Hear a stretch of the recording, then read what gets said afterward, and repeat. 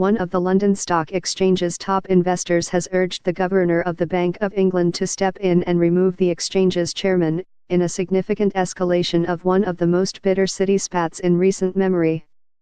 Sir Christopher Hahn has written the latest of a series of open letters to Douglas Britton, the chairman of the LSE, in which he has warned him to not undertake a character assassination of the exchange's chief executive Xavier Rolet, arguing this will make it harder to hire future executives. Sir Christopher, whose the Children's Investment Fund owns 5% of the exchange, is convinced that the Frenchman has been forced out against his will and made to sign a gagging order. Recent reports have suggested that the LSE directors are compiling a dossier on Mr. Rolet that highlights his hard-pressing management style and justifies their decision. The letter from TCI argues the LSE is now in the grip of a corporate governance crisis and that the Bank of England and the FCA both need to immediately intervene to instruct the board to appoint a new chairman.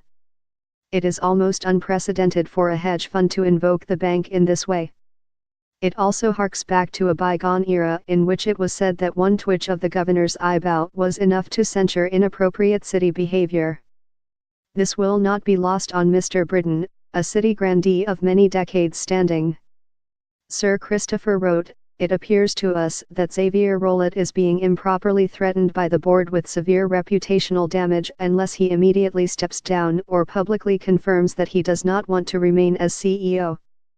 The letter, dated November 21, argued that the relationship between the LSE's chairman and chief executive has deteriorated to such an extent that it is impossible for you both to have an effective working relationship. Sir Christopher called for an extraordinary general meeting, EGM, earlier this month in order to get to the bottom of Mr. Rolet's departure.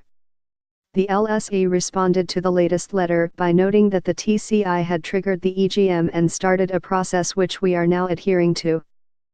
A spokesman said, "The next step in that process is to issue a circular, in order that all shareholders have the same amount of information at the same time. As regards regulatory oversight, we have kept regulators abreast of developments throughout." The Financial Conduct Authority and the Bank of England declined to comment on the letter. It was announced in October that Mr. Rolet was stepping down late next year after almost a decade at the helm, news that at the time was not seen as a huge shock given he had planned to retire if the LSE's £24 billion merger with German exchange Deutsche Börse had not been blocked for competition reasons.